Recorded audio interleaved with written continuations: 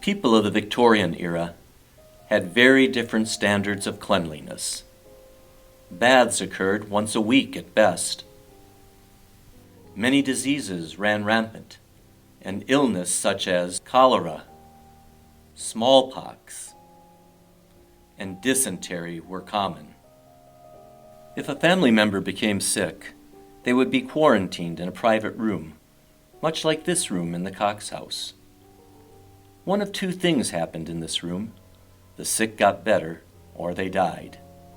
Victorians had extremely high standards of funeral etiquette and expectations for their loved one's procession. Died on Friday evening, Mrs. Mary W., wife of M.J. Hanscom. Funeral services at their residence on Saturday at 4:00 p.m. Friends and acquaintances are respectfully invited. St. Peter Tribune, 1872. Funeral guests were expected to arrive an hour before the service began, donning appropriate funerary and manners. Once a person died, the family would stop all the clocks in the house at the time of the death and leave them that way for 30 days. The high mortality rates of the time also led to a new trend: post-mortem photography.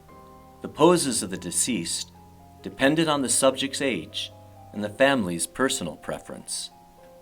For instance, younger children were often portrayed in a deep sleep, in a crib or on a couch, while adults were propped up as if alive, or sometimes captured inside their coffins.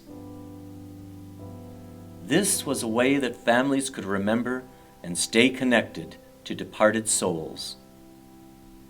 Many people were very superstitious and interested in death during this time. And another way they could stay connected to their loved ones was by holding seances. These events were spooky, often marked by chanting in a candlelit room, invoking spirits, and interpreting the messages a departed soul might have for the living.